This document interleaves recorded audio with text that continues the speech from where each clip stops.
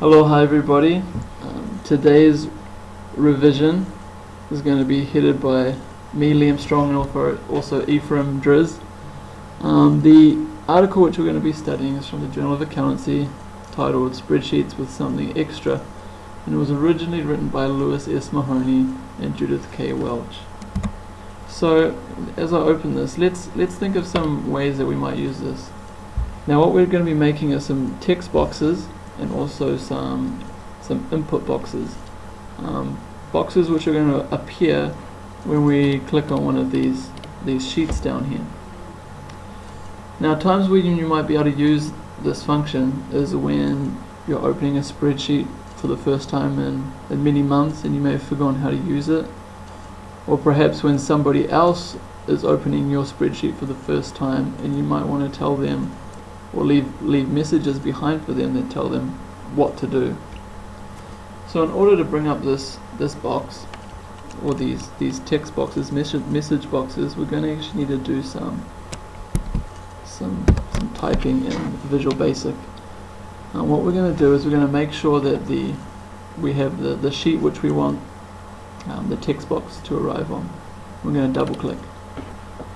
Then we're going to go and select Worksheet, and what this selection over here does, it basically tells it when to activate. And so we're going to say we're going to click Activate, which means that the text box or whatever we're about to write, the macro is going to start when the sheet is activated or when anyone clicks on that sheet. Now I'm just going to actually paste in the formula I wrote just to save a bit of time, and let's go through and I'll explain it to you.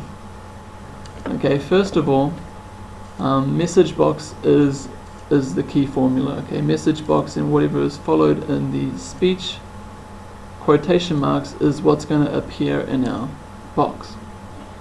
This number corresponds with the buttons which are going to be available for the user to press, and I'm going to show you how to calculate this number later on. Then finally, this last word that we have in quotation marks, that's going to be the word that's at the top of, like up here, the top of our message box. So let's go ahead and try this. So remember that when we activate Spreadsheet 1, a message box should pop up that asks us, have you read the assignment instructions? So let's go in here. We're already on sheet 1, so let's click off of there, go back. And you can see that the message box is shown up. Have you read the assignment? Whether or not we click yes or no, it doesn't really matter at this stage. And we're going to go into depth a little bit more and show you how to actually tie these buttons into what you want to do. So let's just click yes. Now this stage, let's talk about that number that you saw in the formula. We just got a picture here that shows you how you can calculate that number. First of all, if you wanted the response to simply be OK, the value is 0. And so on, we've got OK and cancel, those two buttons, the value is 1, so on and so forth. You'll also remember that in our message box we had the information icon. Okay, and the information icon is 64. Now if you simply add 64 and any one of these numbers, then your message box is going to appear with the information icon, your information, and also whichever one of these you chose. I chose 4, so the number that I had was 68. So it was an information message box with the options yes and no. So now we're going to try and tie in those buttons to actually do something. So once again, let's go back in Visual Basic, and I've already typed it out. Now we've got a little bit more that we need to talk about. So we need to use this formula called return value whenever we want our buttons to actually work. Don't ask me why it's the word return value, it just is. So type it in. So return value equals message box, have you read the assignment, 68, you remember that was the information sign along with the buttons yes and no, and the header was wait. Now if return value equals 6, Now 6 is the number that corresponds with the button yes, and we'll show you the table later that gives you all of those numbers. But anyway, for now, all you need to know is that 6 means yes in this example. So if the return value, if this value is returned to us as 6, then we're going to direct the person to sheet 1, and we're going to select the sheet 1 range A1 select. Else, now if it's not 6, if it's anything but 6, we're going to send them to sheet 3, and then we type end if.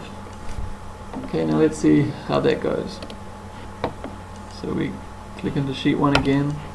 Have you read the assignment? Yes. Okay, just put us up here. Let's try it again. Have you read the assignment? No. It takes us to sheet 3, and then they can read the instructions. So let me show you that table which I told you about. Okay, so here it is. So 1 equals OK, 2 equals cancel. Remember we typed in 6, which stood for yes. So once again, let's go here. If we click yes, then the return value that it's sending back is 6. If the value is 6, then direct us here. If not, it will direct us to sheet 3. Now we're going to make it so that when the user clicks yes, they're going to be prompted to type in their name. And to teach you guys that, I'm going to hand it over to my friend Ephriam. Also, what we're going to do right now is we're trying to put our name on this cell B7. So if we click yes to the previous question, it's going to prompt you to input your name, and it's going to automatically put it on B7. So we're going to go back to the Visual Basic. So we just click yes and see the previous formula. I'm just going to copy paste the formula that will allow us to input our name on B7. As you can see here, I highlighted the added formula from Liam's formula earlier. So we're going to use again the return value and a function that says input box. So we're just basically going to type return value equals input box. Basically it means we're going to put information on the return value.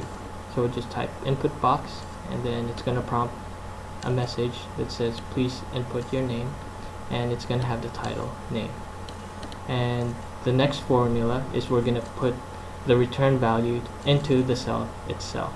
So we're going to refer the sheet and the cell itself. So we're just going to type sheets and the quotation mark sheet 1. It means we're going to put the return value to sheet number 1 and on cell B7, and it says here equals return value. We're just going to copy that information over here, and let's see if it would work. So let's go back to here, go back to sheet number 2, click yes, and it's going to prompt us to input our name. So I'm just going to type my name, click OK. There you go, it's on B7. Alright, so now we know how to put information on specific cells using the input box function. And now we're going to add some more details on our program to make sure that the user cannot input a blank name. So I'm just going to copy paste the formula we all already written, so we don't have to, so we can save time. And what we're going to do is we're going to do the loop, what we call the loop function. Okay, so here's how we do it. I just deleted the formula I had earlier, and then I added this formula. So what we're going to do is we're going to try first to record the information to the subject return value. And what we're going to do is we're going to do the loop function. So basically this is the loop function. Do, basically it means execute, and loop means once it reaches this point it will go back to do.